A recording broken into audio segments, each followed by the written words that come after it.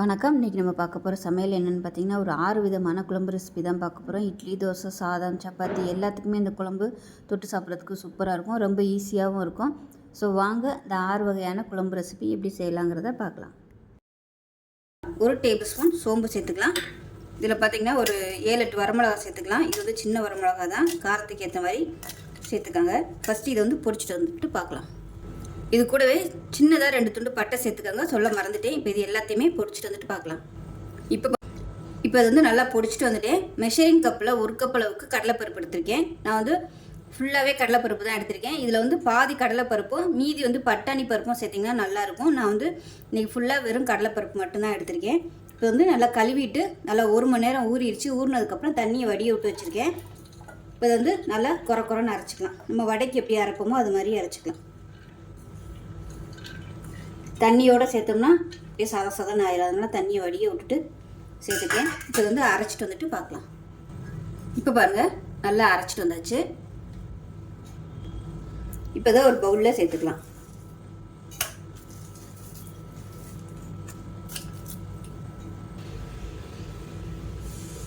இப்போ இதில் மெஷரிங் கப்பில் 3/4 கப் அளவுக்கு துருவன அதாவது பீட்ரூட் வந்து சேர்த்துருக்கேன். இப்போ இதில் பொடியாக நறுக்குன வெங்காயம் சேர்த்துக்கலாம். ஒரு 2 கைப்பிடி அளவுக்கு சேர்த்துக்கோங்க. அது கூடவே பொடியாக கட் பண்ண கொத்தமல்லியில் கொஞ்சமாக கருவேப்பிலையில் 1 டீஸ்பூன் போல் உப்பு சேர்த்துக்கலாம். இதை வந்து நல்லா பிசைஞ்சிக்கலாம். எல்லாத்தையும் பீட்ரூட் துருவும் போது நல்லா பொடியாக உள்ளதில் துருவிக்கோங்க. அப்போ தான் உங்களுக்கு பக்கோடா வந்து உதிராது. கிள்ளி போடுற அளவுக்கு இருக்கணும். அப்படி ஒரு வேளை ரொம்ப தண்ணியாக இருந்துச்சுன்னா கடலை மாவு இல்லை அரிசி மாவு சேர்த்துக்கோங்க. அரிசி மாவு சேர்த்திங்கன்னா உங்களுக்கு நல்லா இன்னும் கிறிஸ்பியாக வரும். இல்லைன்னா கடலை மாவு கூட நீங்கள் சேர்த்துக்கலாம். இப்போ இதில் வந்து டேஸ்ட் பண்ணி பார்த்துக்கோங்க, உப்பு கரெக்டாக இருக்கான்னு. இப்போ எல்லாமே நல்லா மிக்ஸ் பண்ணிட்டேன். ஸோ இப்போ இது வந்து நல்லா கிள்ளி போடுற அளவுக்கு இருக்கணும். இந்த மாதிரி கிள்ளி போடுற அளவுக்கு இருக்கணும். கடாய் எடுத்துக்கலாம், எண்ணெய் ஊற்றிக்கலாம். எண்ணெய் நல்லா காஞ்சதுக்கப்புறமா சின்ன சின்ன பக்கோடாவாக நம்ம பொரிச்சு எடுக்கணும். இப்போ எண்ணெய் நல்லா காஞ்சிருச்சு. சின்ன சின்ன பக்கோடாவை நம்ம உருட்டி போட்டுக்கலாம்.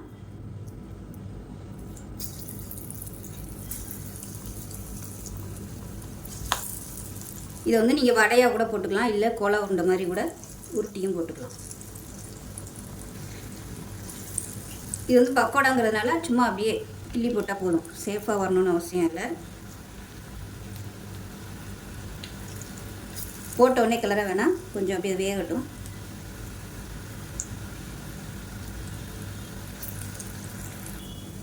இப்போ ஒரு பக்கம் நல்லா வெந்துருச்சு, திருப்பி விட்டுக்கலாம். நல்லா கிறிஸ்பியாக வந்தது எடுத்துடலாம். ஏற்கனவே சொன்ன மாதிரி நல்லா மொறுமொறுப்பாக உங்களுக்கு பக்கோடா வேணும்னு நினச்சிங்கன்னா இதோட ஒரு 2 டேபிள் ஸ்பூன் அளவுக்கு அரிசி மாவு சேர்த்துக்கோங்க. அப்போ நல்லா கிறிஸ்பியாக வரும். இப்போ போட்டது நல்லா ரெடி ஆயிடுச்சு. பபிள்ஸ்லாம் கொஞ்சம் லைட்டாக அடங்க ஆரம்பிச்சிருச்சு. எடுத்துடலாம். இப்போ இதே மாதிரியே எல்லாத்தையும் பொரிச்சிட்டு பார்க்கலாம். உங்களுக்கு தேவையான அளவு மட்டும் நீங்கள் பக்கோடா மாதிரி போட்டுட்டு மிச்சத்தை வடை மாதிரி கூட பொரிச்சு எடுத்துக்கலாம். ஏன்னா நம்ம எல்லாத்தையுமே குழம்புல போட முடியாது. அதனால் கொஞ்சம் வடை மாதிரி சுட்டு எடுத்துட்டோம்னா சைடிஷாக வச்சு சாப்பிட்றதுக்கு நல்லாயிருக்கும். இப்போ நான் அப்படி தான் பண்ண போகிறேன். கொஞ்சமாக பக்கோடா மாதிரி கிள்ளி போட்டுட்டு மிச்சத்தை வடை மாதிரி சுட்டு எடுக்க போகிறேன். இப்போ எல்லாத்தையும் எடுத்துகிட்டு பார்க்கலாம். பாருங்கள், பக்கோடா எல்லாமே சுட்டு எடுத்துகிட்டேன். நல்லா மொறுமொறுன்னு சூப்பராக இருக்குது. ஸோ இந்த அளவு தான் மிச்சம். எல்லாம் பொரிக்கையிலே எடுத்து சாப்பிடுச்சு, அவ்வளோ டேஸ்ட்டாக இருக்கும். ஸ்நாக்ஸ் எல்லாம் கூட நீங்கள் இது மாதிரி செய்யலாம். இப்போ இதில் பார்த்தீங்கன்னா மிச்சத்தை வடையாகவும் சுட்டு வச்சுருக்கேன். எந்த சைடிஷாக கூட நம்ம வச்சுக்கலாம். ஏன்னா எல்லாத்தையும் நம்ம குழம்புல போட முடியாது. குழம்பு வந்து அப்படியே இழுத்துட்டு ரொம்ப கெட்டியாயிரும். அதனால் இது மாதிரி வடையாக செஞ்சிட்டோம்னா சைடிஷாக கூட வச்சுக்கலாம். இப்போ அதில் ஒரு 4 டேபிள் ஸ்பூன் அளவுக்கு துருவன தேங்காய், 1 டேபிள் ஸ்பூன் சோம்பு. இந்த பருப்பு குழம்பு எல்லாத்துக்குமே சோம்பு சேர்த்தோம்னா நல்லா வாசனையாகவும் இருக்கும், நல்லா டேஸ்ட்டாகவும் இருக்கும் குழம்பு. நல்லா ஒரு 2 டேபிள் ஸ்பூன் அளவுக்கு பொட்டுக்கடலை. நான் வந்து முந்திரி பருப்பு இல்லாதனால பொட்டுக்கடலை சேர்த்துருக்கேன். உங்கள்கிட்ட முந்திரி பருப்பு இருந்துச்சுன்னா அது கூட சேர்த்துக்கோங்க. 1 டீஸ்பூன் போல் கசகசா. இது எல்லாத்தையுமே நல்லா நைஸாக அரைச்சிக்கலாம். இப்போ ஒரு பேன் எடுத்துக்கலாம். பேன் சூடானதும் எண்ணெய் சேர்த்துக்கலாம். நான் வந்து பக்கோடா பொரிச்ச எண்ணெய் இருக்குது, அதையே நான் யூஸ் பண்ணிக்கிறேன். ஒரு 3 குழிக்கரண்டி அளவுக்கு எண்ணெய் விட்டுருக்கேன். எண்ணெய் நல்லா சூடாகிடுச்சு. கரம் மசாலா எல்லாமே சேர்த்துக்கலாம். பிரியாணி இலை, பட்டை, அன்னாச்சி பூ, கிராம்பு, கொஞ்சமாக கல்பாசி சேர்த்துக்கலாம். 1 டீஸ்பூன் போல் சோம்பு சேர்த்துக்கலாம். கருவேப்பிலையில் சேர்த்துக்கலாம். இது எல்லாமே பொரியட்டும். பொரிஞ்சு நல்ல ஃப்ளேவர் வருது. இப்போ இதில் ஒரு கைப்பிடி அளவுக்கு பெரிய வெங்காயம் கட் பண்ணி வச்சுருக்கேன், அதை சேர்த்துக்கலாம். இப்போ வெங்காயம் லேசாக வதங்க ஆரம்பிச்சிருச்சு. இந்த ஸ்டேஜில் 1 டேபிள் ஸ்பூன் அளவுக்கு இஞ்சி பூண்டு பேஸ்ட்டை சேர்த்துக்கலாம். சேர்த்துட்டு பச்சை வாசனை போக வதக்கி வச்சுக்கலாம். இஞ்சி பூண்டு பேஸ்ட் நல்லா வதங்கிடுச்சு. இப்போ இதில் வந்து குழம்புத்தூள் சேர்த்துக்கலாம். வீட்டில் நீங்கள் எது யூஸ் பண்ணுறீங்களோ அது வந்து சேர்த்துக்கோங்க. நான் வந்து ஒரு 3 ஸ்பூன் அளவுக்கு சேர்த்துருக்கேன். இதை நல்லா வதக்கி விட்டுக்கலாம். இப்போ மசாலா எல்லாமே நல்லா வதங்கிடுச்சு. மீடியம் சைஸாக ஒரு 3 தக்காளி மிக்சியில் எடுத்து வச்சுருக்கேன், அதை சேர்த்துக்கலாம். சேர்த்துட்டு நல்லா எண்ணெய் பிரிஞ்சு வரட்டும். இப்போ பாருங்கள், தக்காளி சேர்த்து நல்லா அப்படியே வதங்கிடுச்சு. எண்ணெய் பிரிய ஆரம்பிக்குது. இந்த ஸ்டேஜில் தண்ணி சேர்த்துக்கலாம். குழம்பு எவ்வளோ தேவையோ அதுக்கு தகுந்த மாதிரி தண்ணி சேர்த்துக்கோங்க. நல்லா சூடு பண்ணிவிட்டு இந்த தண்ணியை சேர்த்துக்கோங்க. இந்த குழம்பு நல்லா தண்ணியாகவே வச்சுக்கோங்க. பக்கோடா சேர்த்தது நல்லா கெட்டியாக வந்துடும். நேரம் ஆக அந்த பக்கோடா ஊற ஆரம்பிக்கும். அப்பயும் நல்லா குழம்பு ஃபுல்லாத்தையும் இழுத்துரும். அதனால் வைக்கையிலே நீங்கள் தண்ணியாக வச்சுக்கோங்க. உப்பு காரம்லாம் கரெக்டாக அதுக்கு தகுந்த மாதிரி சேர்த்துக்கோங்க. இந்த தேங்காயெலாம் வேறு நம்ம அரைச்சி ஊற்றுவோம், அதனால் நல்லா கெட்டியாகவே வரும். நான் வந்து இந்த அளவுக்கு தண்ணியாக வச்சுருக்கேன். இது கொதிக்கட்டும். கொதிச்சதுக்கப்புறம் தேங்காய் அரைச்சி ஊற்றுவோம். அதுவும் நல்லா கொதிச்சதுக்கப்புறமா பக்கோடாவை சேர்த்துக்கலாம். இந்த குழம்புக்கு தேவையான உப்பு சேர்த்துக்கலாம். இப்போ பாருங்கள், நல்லா கொதிச்சிருச்சு. இந்த ஓரம்லாம் எண்ணெய் பிரிய ஆரம்பிச்சிருச்சு பாருங்கள். இந்த ஸ்டேஜில் அடுப்பு நல்லா குறைச்சி வச்சுக்கோங்க. குறைச்சி வச்சுட்டு நம்ம அரைச்சி வச்சுருக்கேன் இந்த தேங்காய் பேஸ்ட்டை சேர்த்துக்கலாம். நல்லா கெட்டியாகவே அரைச்சி வச்சுருக்கேன்.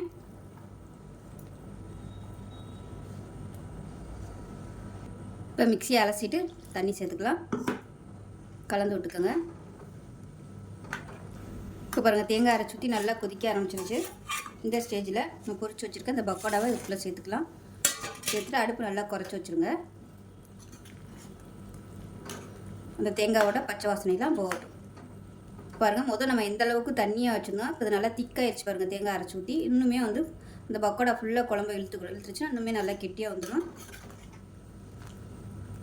உப்பு கொஞ்சம் கம்மியாக இருக்குது, உப்பு சேர்த்துக்கலாம். சேர்த்துட்டு மீடியமான ஃப்ளேமில் கொதிக்கட்டும். இப்போ பாருங்கள், அவ்வளோதான். நல்லா கொதித்து சூப்பராக வந்துருச்சு. அருமையான பக்கோடா குழம்பு. நீங்கள் பீட்ரூட் போடாமையே செய்யலாம், பீட்ரூட் போட்டும் செய்யலாம். ஸோ உங்களோட விருப்பம் தான். இந்த அளவுக்கு குட்டி குட்டியாக நீங்கள் போட்டுக்கோங்க. அப்போ தான் பக்கோடா குழம்புக்கு வந்து நல்லாயிருக்கும். ஸோ இது இன்றைக்கி சாப்பிட்றத விட நாளைக்கு வச்சு சாப்பிட்டிங்கன்னா இன்னுமே நல்லா கெட்டியாக இருக்கும், சூப்பராக இருக்கும். ஸோ இட்லி, தோசை, இட்லிக்கெலாம் ஊற வச்சு சாப்பிட்டிங்கன்னா அவ்வளோ அருமையாக இருக்கும் இந்த பக்கோடா குழம்பு. ஸோ இதே மாதிரியே செஞ்சு பாருங்கள். செஞ்சு பார்த்துட்டு எப்படி வந்துச்சுங்கிறத சொல்லுங்கள். வீடியோ பிடிச்சிச்சின்னா லைக் பண்ணுங்கள், கமெண்ட் பண்ணுங்கள், சேனலை சப்ஸ்கிரைப் பண்ணுங்கள், பக்கத்தில் பெல் பட்டனையும் ப்ரெஸ் பண்ணுங்கள். நன்றி. இப்போ ஒரு குக்கர் எடுத்துக்கலாம். மெஷரிங் கப்பில் 1/2 கப் அளவுக்கு துவரம்பருப்பு எடுத்திருக்கேன். இது நல்லா கழுவிட்டு வந்துட்டு பார்க்கலாம். இப்போ நல்லா வாஷ் பண்ணிவிட்டு வந்துட்டேன். மெஷரிங் கப்பில் 1 கப் அளவுக்கு பொடியாக நறுக்கின தக்காளி, இது மீடியம் சைஸாக 2 இருக்கும். 3 பச்சை மிளகா சேர்த்துக்கலாம். அது கூடவே பொடியாக கட் பண்ண பூண்டு வந்து ஒரு 4 பல் சேர்த்துக்கலாம். 1/4 டீஸ்பூன் போல் மஞ்சள் தூள் சேர்த்துக்கலாம். கட்டி பெருங்காயம் சேர்த்துக்கலாம். தூளாக வச்சுருந்தீங்கனாலும் தூள் சேர்த்துக்கோங்க. நான் வந்து சின்னதாக ஒரு 2 துண்டு சேர்க்குறேன். இப்போ இதில் 1 டீஸ்பூன் சீரகம், 1 டீஸ்பூன் மிளகு சேர்த்துக்கலாம். இப்போ இதில் நல்லா ஒரு 3 டம்ளர் அளவுக்கு தண்ணி சேர்த்துக்கலாம். இப்போ இன்னும் கூட தண்ணி சேர்த்துக்கலாம். 1 டம்ளர் அளவுக்கு தண்ணி சேர்த்துருக்கேன். இப்போ இது மேலாப்பில் ஒரு 2 டீஸ்பூன் அளவுக்கு எண்ணெய் சேர்த்துக்கலாம், பொங்கி ஊற்றாமல் இருக்க. இப்போ குக்கரை மூடி வச்சுட்டு நல்லா ஒரு 5 விசில் விட்டுட்டு ஸ்டீம் போனதுக்கப்புறம் பார்க்கலாம். இப்போ எப்படி இருக்குன்னு பார்க்கலாம். இப்போ இதை வந்து மேஷர் வச்சு நல்லா மசிச்சு விட்டுக்கலாம் எல்லாத்தையும்.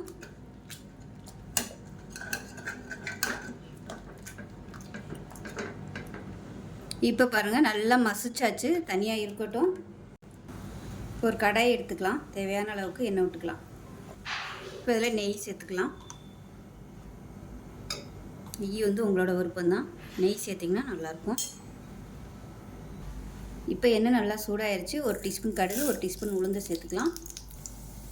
தாளிப்பு உடம்பு வச்சுருந்தீங்கன்னா கொஞ்சமாக சேர்த்துக்கங்க, நல்லா வாசனையாக இருக்கும்.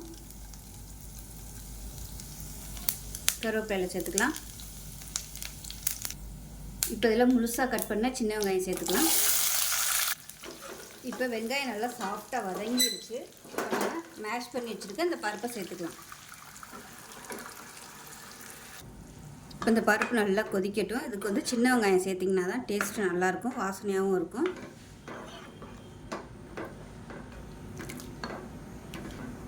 இப்போ இது கொதிக்க ஆரம்பிக்கையில் வரமிளகாய் கிள்ளி வச்சுருக்கேன், இதை மேலாப்பில் சேர்த்துக்கலாம். தாளிக்கையிலையும் சேர்த்துக்கலாம், இந்த மாதிரியும் சேர்த்துக்கலாம், உங்களோட விருப்பம்தான். உப்பு கொஞ்சமாக சேர்த்துக்கலாம். வரமிளகாய் தாளிக்கையிலே சேர்த்துக்கலாம், நான் வந்து மறந்துட்டேன், அதனால் நான் இந்த ஸ்டேஜில் சேர்த்துருக்கேன். நீங்கள் தாளிக்கையிலே சேர்த்துக்கோங்க. இப்போ சாம்பார் ரெடி ஆகிடுச்சு. மேலாப்பில் கொத்தமல்லியில் சேர்த்துட்டு அமர்த்திடலாம். திக்னஸ் எவ்வளோக்கு வேணுமோ நீங்கள் அதை பார்த்துக்கிட்டு தண்ணி ஊற்றி கொதிக்க விட்டுக்கோங்க. பேன் எடுத்துக்கலாம். பேன் சூடானதும் ஒரு 2 டீஸ்பூன் எண்ணெய் விட்டுக்கலாம். எண்ணெய் சூடானதும் மெஷரிங் கப்பில் 1 கப் அளவுக்கு கடலைப்பருப்பு எடுத்திருக்கேன். இதை வந்து நல்லா வறுத்துக்கலாம்.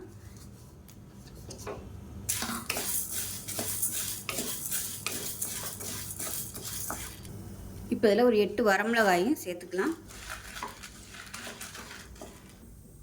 இப்போ பாருங்கள், கடலைப்பருப்பு நல்லா சிவந்து வந்துருச்சு. இதை வேறு பிளேட்டுக்கு மாற்றிட்டு ஆற விட்டுக்கலாம். நல்லா ஆறுனதுக்கப்புறமா மிக்ஸி ஜாரில் சேர்த்துக்கலாம். இப்போ பாருங்கள், வறுத்தது நல்லா ஆறிடுச்சு. இப்போ ஒரு மிக்ஸி ஜாரில் சேர்த்துருக்கேன். 1 டீஸ்பூன் போல் சோம்பு சேர்த்துக்கோங்க. இது கூடவே சின்னதாக ஒரு 2 துண்டு பட்டை, 2 கிராம்பு சேர்த்துக்கலாம். இப்போ இது வந்து நல்லா பொடிச்சிட்டு வந்துட்டு பார்க்கலாம். இப்போ பாருங்கள், நல்லா நைஸாக பொடிச்சிட்டு வந்தாச்சு. இந்த அளவுக்கு நல்லா நைஸாக இருக்கட்டும். இது ஒரு பவுலில் சேர்த்துக்கலாம்.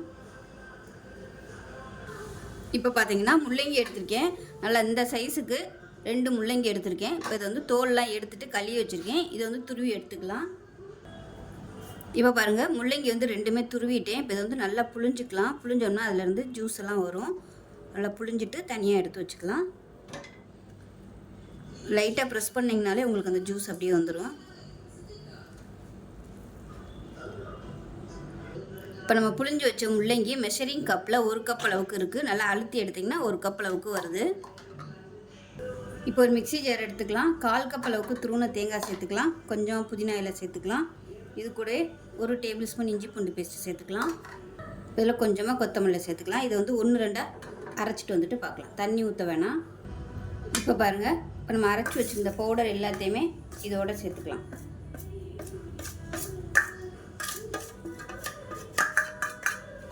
இது கூட சேர்த்துட்டு நம்ம அரைச்சி வச்சுருக்க தேங்காய், இஞ்சி பூண்டு பேஸ்ட்டு இதையும் இதோட சேர்த்துக்கலாம்.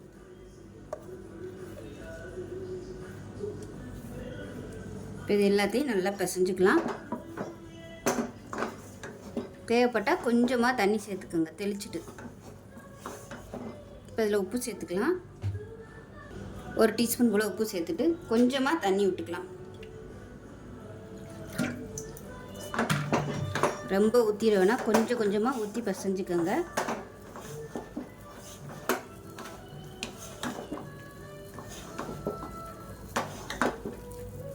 நான் வந்து கொஞ்சம் முள்ளங்கியை கொஞ்சம் பெருசாகவே சீச்சிட்டேன். நீங்கள் வந்து நல்லா பொடியாக துருவிக்குங்க.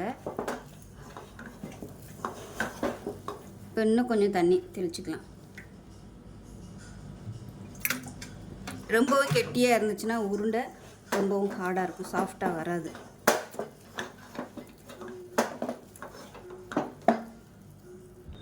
இப்போ பாருங்கள், இந்த அளவுக்கு பிசைஞ்சுக்கோங்க. பார்க்கையிலே உங்களுக்கு தெரியும், நல்லா சாஃப்டாகவும் இருக்குது. அதே சமயம் ரொம்பவும் கெட்டியாக இல்லை, ரொம்பவும் தண்ணியாக இல்லை, இந்த மாதிரி இருக்கணும். இப்போ இதை வந்து சின்ன சின்னதாக உருட்டி எடுத்துக்கலாம். இது வந்து டேஸ்ட் பண்ணி பார்த்துக்கோங்க, உப்பெல்லாம் கரெக்டாக இருக்கான்னு டேஸ்ட் பண்ணி பார்த்துக்கிட்டு உருட்டி எடுத்துக்கோங்க. தனித்தனியாக இந்த சைஸுக்கு உருட்டி எடுத்துக்கலாம். இப்போ பாருங்கள், எல்லாமே உருட்டி எடுத்துகிட்டே இது தனியாக இருக்கட்டும். இப்போ நம்ம குழம்பு தாளித்து விட்டுக்கலாம். இப்போ ஒரு கடாயை எடுத்துக்கலாம். தேவையான அளவுக்கு எண்ணெய் விட்டுக்கலாம். நான் வந்து கடலெண்ணெய் தான் யூஸ் பண்ணுறேன். கடலெண்ணெய் யூஸ் பண்ணிங்கன்னா டேஸ்ட்டு சூப்பராக இருக்கும். ஸோ எண்ணெய் வந்து கொஞ்சம் கூடுதலாக விட்டுக்கோங்க. இது எப்படியும் ஒரு 3லேருந்து ஒரு 4 டேபிள் ஸ்பூன் அளவுக்கு இருக்கும். எண்ணெய் நல்லா சூடாகிடுச்சு. ஒரு பிரியாணி எல்லாம் சேர்த்துக்கலாம். ஒரு சின்ன துண்டு பட்டை, கல்பாசி, கிராம்பு எல்லாம் சேர்த்துக்கலாம். அது கூடவே 1 டீஸ்பூன் கூட சோம்பு சேர்த்துக்கலாம். இப்போ இதில் கருவேப்பிலை சேர்த்துக்கலாம். இப்போ இதில் பொடியாக கட் பண்ண வெங்காயம் சேர்த்துக்கலாம்.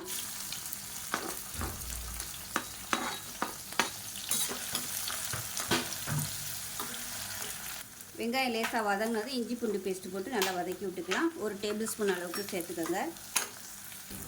இஞ்சி பூண்டு பேஸ்ட் நல்லா வதங்கிடுச்சு. இப்போ இதில் வந்து குழம்புத்தூள் சேர்த்துக்கலாம். வீட்டில் அரைச்சி வச்சுக்க குழம்புத்தூள் எதுனாலும் சேர்த்துக்கோங்க. நான் வந்து ஒரு 2 டேபிள் ஸ்பூன் அளவுக்கு சேர்க்குறேன். இது கூடவே தனியாத்தூள் சேர்த்துக்கலாம். அது வந்து 1 டேபிள் ஸ்பூன் அளவுக்கு சேர்த்துருக்கேன். குழம்பு மிளகாத்தூள்லே காரம் இருக்கும், காரத்தை பொறுத்து நீங்கள் சேர்த்துக்கோங்க. இது காரம் அதிகமாக இருக்கும், அதனால் நான் மிளகாத்தூள் தனியாக சேர்க்கலை. இப்போ நல்லா எண்ணெயில் வதக்கியாச்சு. இப்போ 3 தக்காளி வந்து மிக்சியில் அடித்து வச்சுருக்கேன், அதை சேர்த்துக்கலாம். புளியெல்லாம் நம்ம ஊற்ற போகிறதில்ல, அதனால் புளிப்பு சுவைக்கு இந்த தக்காளி மட்டும்தான். நாட்டு தக்காளியாக இருந்தால் 2 போதும், இல்லைன்னா 3 எடுத்துக்கோங்க சாதா தக்காளினா. இப்போ நல்லா வதங்கி எண்ணெய் பிரிஞ்சு வரட்டும்.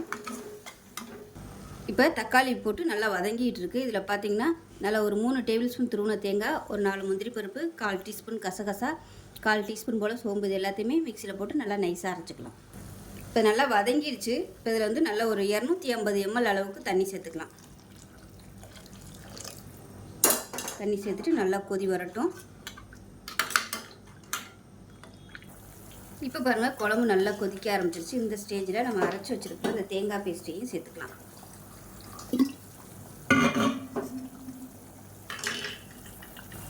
இப்போ இதையும் சேர்த்துக்கலாம். இப்போ மிக்சியை அலசிட்டு தண்ணி சேர்த்துக்கலாம். தண்ணி நல்லா தாராளமாகவே ஊற்றிக்கலாம், நல்லா கெட்டியாகவே தான் வரும் குழம்பு.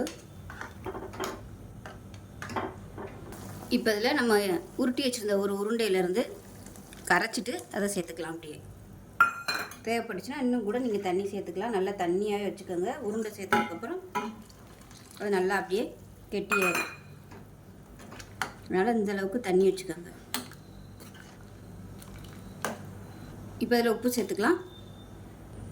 இப்போ நமக்கு குழம்பு சூப்பராக ரெடி ஆயிடுச்சு. இந்த அளவுக்கு தண்ணியாக இருக்கணும். இப்போ நம்ம உருண்டையெல்லாம் சேர்த்துக்கலாம். அடுப்பு வந்து நல்லா மீடியத்தில் இருக்கட்டும், ஹையில் இருக்கக்கூடாது, இல்லைன்னா உருண்டையெல்லாம் வந்து கொதித்து கரைஞ்சி போயிடும். அதனால் மீடியமான ஃப்ளேம்லேயே வச்சுக்கோங்க. போட்டுட்டு கிளறக்கூடாது, டிஸ்டர்ப் இல்லாமல் குழம்புலே நல்லா அப்படியே வேகட்டும்.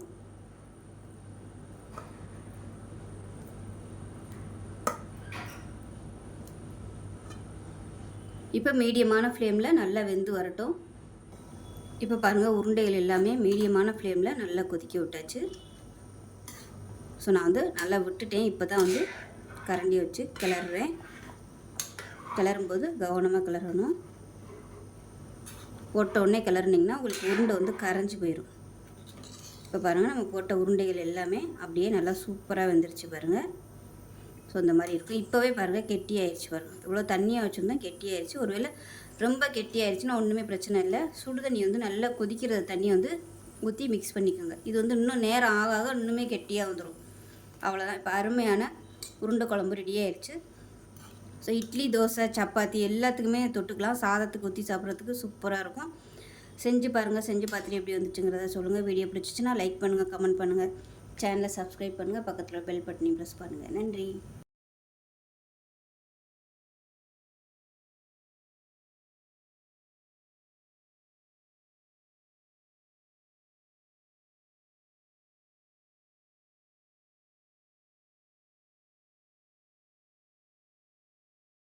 ஒரு பேன் எடுத்துக்கலாம், நல்லெண்ணெய் சேர்த்துக்கோங்க.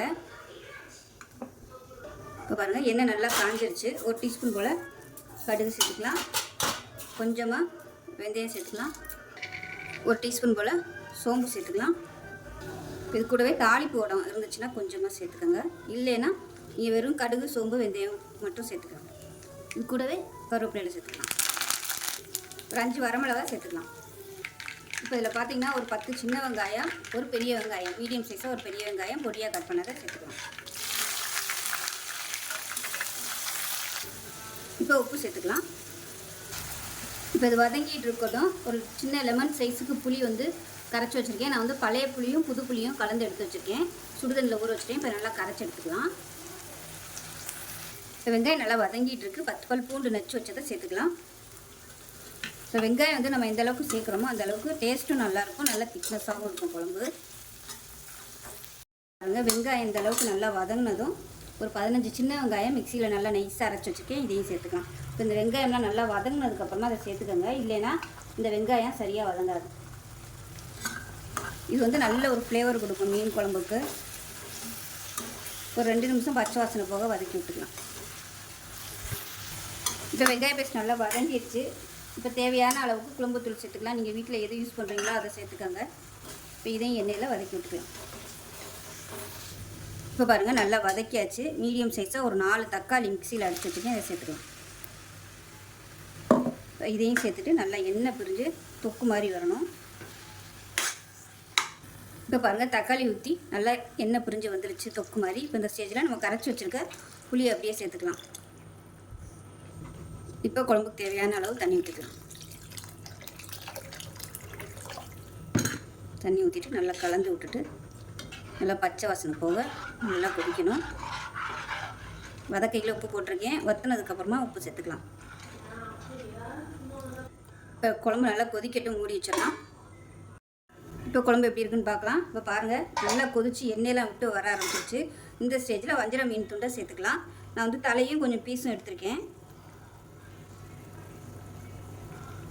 சேர்த்துட்டு மீடியமான ஃப்ளேமில் கொதிக்க விட்டுக்கலாம். ரொம்ப அப்படியே ஹை ஃப்ளேமில் வச்சு கொதிக்க விட்டோம்னா உங்களுக்கு வந்து உடஞ்சிரும் மீன். அதனால் அடுப்பு நல்லா குறைச்சி வச்சுக்கிட்டு மீடியமான ஃப்ளேமில் கொதிக்கட்டும்.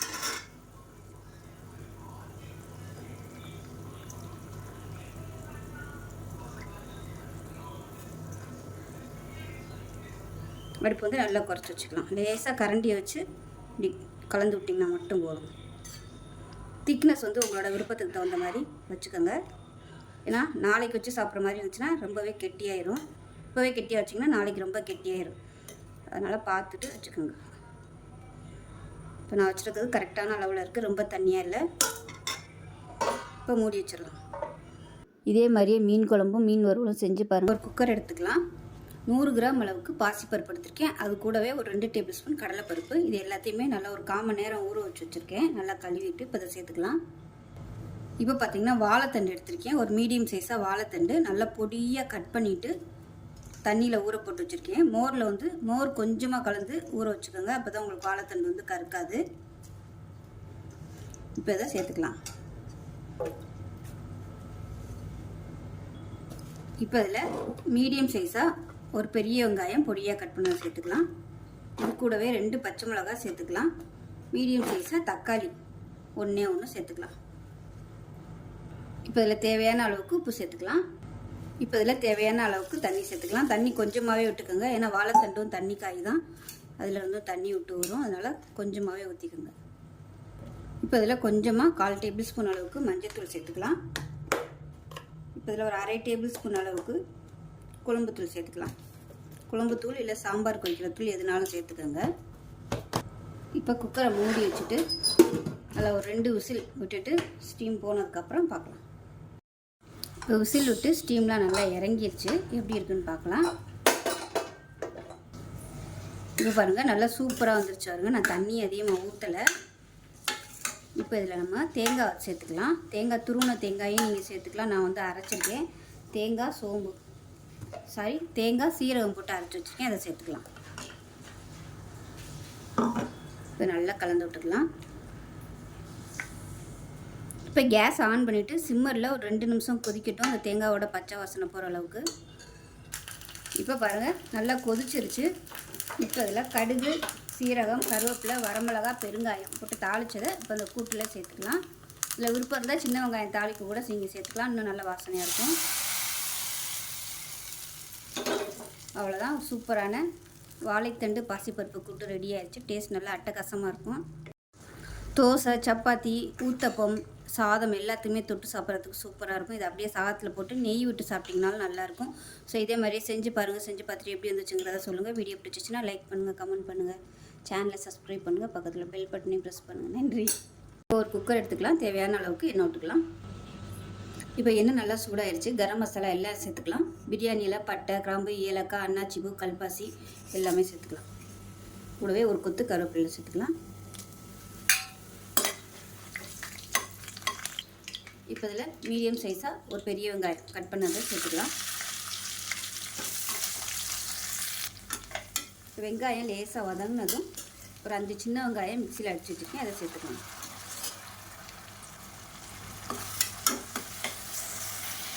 ஒரு டேபிள் ஸ்பூன் இஞ்சி பூண்டு பேஸ்ட் சேர்த்து வதக்கி விட்டுக்கலாம். இப்போ இஞ்சி பூண்டு பேஸ்ட் நல்லா வதங்கிடுச்சு. இந்த ஸ்டேஜில் குழம்புத்தூள் சேர்த்துக்கலாம். வீட்டில் அரைச்சி வச்சுருக்கிற குழம்புத்தூள் சேர்த்துக்கோங்க. ஒரு 3 டேபிள் ஸ்பூன் அளவுக்கு சேர்த்துக்கலாம். இப்போ இதை எண்ணெயில் நல்லா வதக்கி விட்டுக்கலாம். நான் வந்து ஒரு 1/4 கிலோ அளவுக்கு தான் சிக்கன் சேர்க்குறேன். ஸோ அதுக்கு தகுந்த மாதிரி தான் குழம்பு வைக்கிறேன். இப்போ இதில் 2 தக்காளி மிக்சியில் அடித்து வச்சுருக்கேன். இப்போ சேர்த்துக்கலாம். இது வந்து பிரியாணிக்கு தொட்டு சாப்பிட்றதுனால கொஞ்சம் கெட்டியாக இருந்தால் தான் நல்லாயிருக்கும். அதனால நான் அரைச்சி சேர்த்துருக்கேன் தக்காளியை. இப்போ மிக்ஸி அரைச்சிட்டு அந்த தண்ணியை சேர்த்துக்கிறேன். இது நல்லா எண்ணெய் பிரிஞ்சு வரணும். இந்த தக்காளி நல்லா மசிஞ்சு இப்போ நல்லா எண்ணெய் பிரிஞ்சு வந்துருச்சு. இந்த ஸ்டேஜில் 1/4 கிலோ அளவுக்கு சிக்கன் சேர்த்துக்கலாம். சேர்த்துட்டு இந்த எண்ணெயிலே நல்லா பரட்டி விட்டுக்கலாம். சிக்கனுக்கு தேவையான உப்பு சேர்த்துக்கலாம். இப்போ இது கூடவே நல்லா 1 டேபிள் ஸ்பூன் அளவுக்கு தயிர் சேர்த்துக்கோங்க. நல்லா டேஸ்ட்டு கொடுக்கும்.